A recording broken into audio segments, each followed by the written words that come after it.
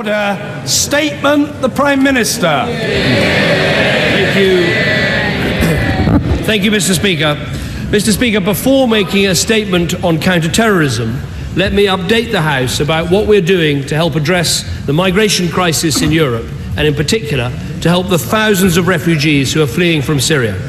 This issue is clearly the biggest challenge facing countries across Europe today.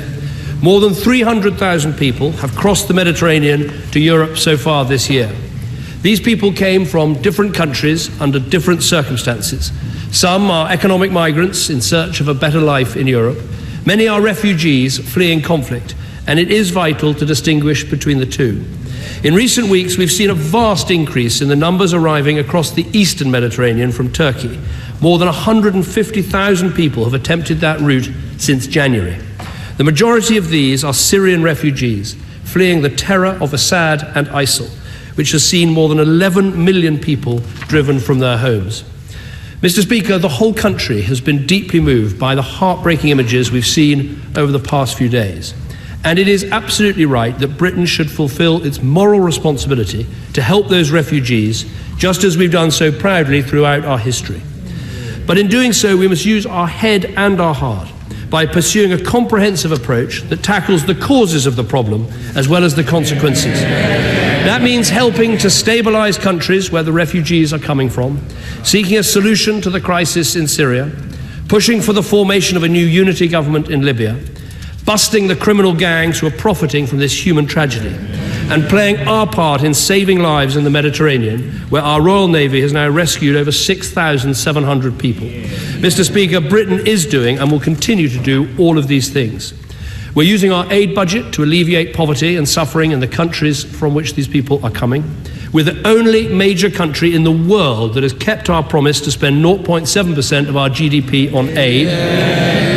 We are already the second largest bilateral donor of aid to the Syrian conflict, including providing over 18 million food rations, giving 1.6 million access to clean water, and providing education to 250,000 children.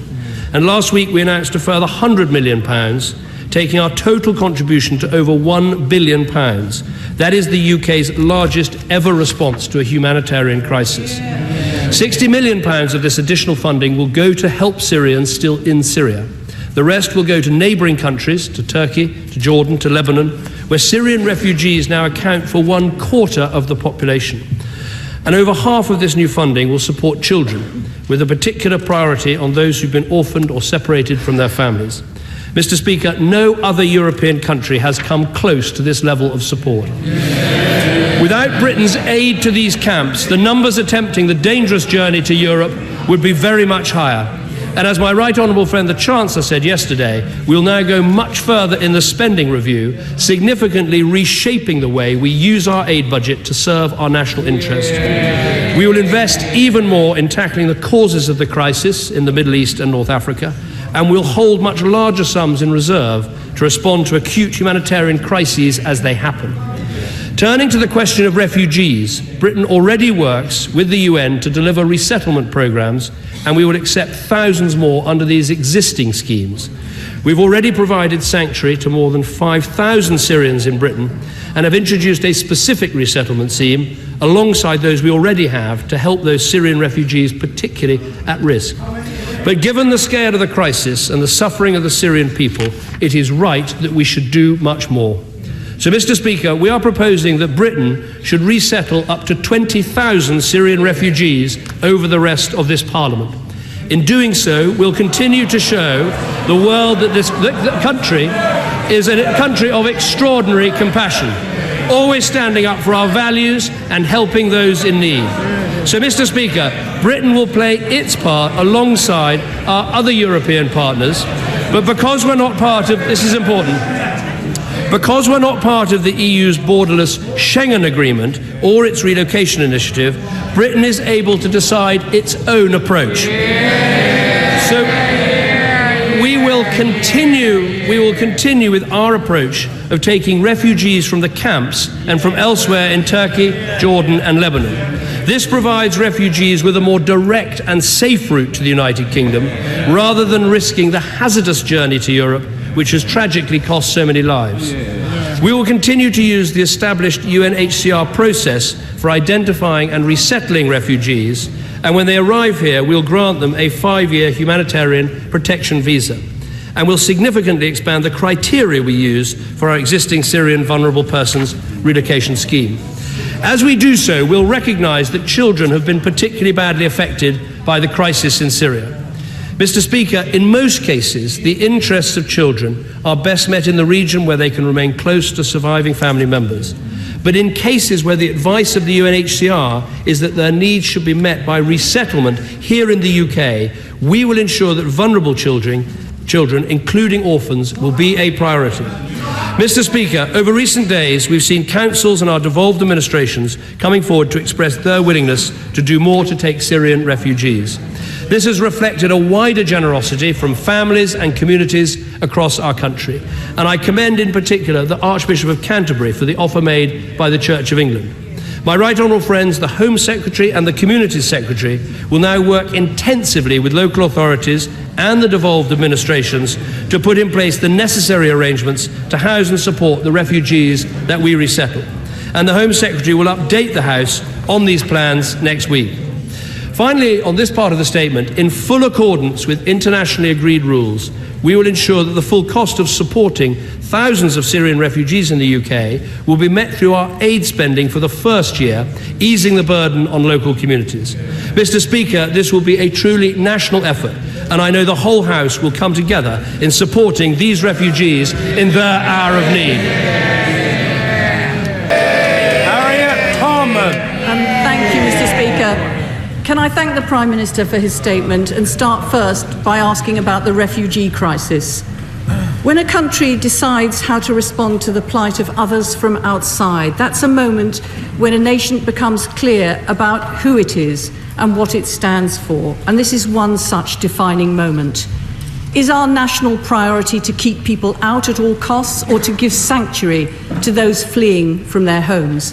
Is being British to be narrow, inward-looking, fearful of the outside world, or is it about being strong and confident and proud to reach out to those seeking refuge on our shores? Mr. Speaker, it must be the latter. And can we not talk about refugees as a burden on us? Among the Syrian children we take in now will be the future consultants at our hospital bedsides, the entrepreneurs who will build our economy, the professors in our universities, and those who are amongst the strongest upholders of British values. Because that has been the story of refugees to this country. Whether it's the Jewish children of the Kindertransport, the Asian families driven out of East Africa 20 years later, or the Sierra Leoneans fleeing a brutal civil war. The Prime Minister said last week that it won't help to take more refugees because it won't solve the problem in Syria, but that was a false choice. Helping those Jewish children was not part of our efforts to end the Second World War. Helping the East African families didn't bring down the brutal dictatorships in East Africa, but it was the right thing to do. Mr. Speaker, I'm not going to take more time rehearsing criticisms of the government's response to date, but I want to ask the Prime Minister about what's going to be done now. He said that this country will now accept 20,000 Syrian refugees over this Parliament. How many will it be this year? The crisis is immediate. Does that mean it's just 4,000 this year? I think we need more information on that. Will he now urgently convene local authority leaders from all around the country to hear from them what they are prepared and able to do to settle those refugees into their area and how much further they can go? Many local authorities are keen to step forward and play their part, and that is greatly to their credit. They will need additional resources, particularly at a time when they are undergoing unprecedented cuts. The government has said that they're planning to use the international aid budget for this. Will he say whether that is compliant with our commitment to 0.7%? And why, in any event, doesn't he use the reserves for this purpose? Mr. Speaker, it's not just the issue of immediate resettlement, there is also integration. Will he establish and publish a proper integration plan? The refugee crisis is not just an issue for local government or even just the Home Office, but also for transport, education, health, the Foreign Office, BIS, and the devolved authorities of Scotland and Wales. What discussions has he had with the First Minister of Scotland and the First Minister of Wales on this? And will he convene COBRA to establish a cross-governmental plan?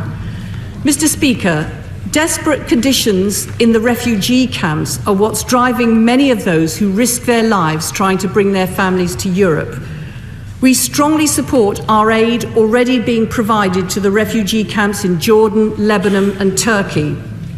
But it remains a concern that the Prime Minister is not coordinating his response more broadly with other European countries or with the UN. Will he reconsider his refusal to take any refugees from the southern European countries where most refugees have arrived? 50,000 have come to Greece in the course of just 1 month. These refugees too also need help. It's clear that Europe has been overwhelmed and is without a plan. So will he call for an emergency summit of EU leaders? We have a lot to learn from those countries that have already embarked on the process of resettling refugees. So will he join me in thanking Dame Glenis Willmott MEP for ensuring that this will be debated in the European Parliament this Wednesday?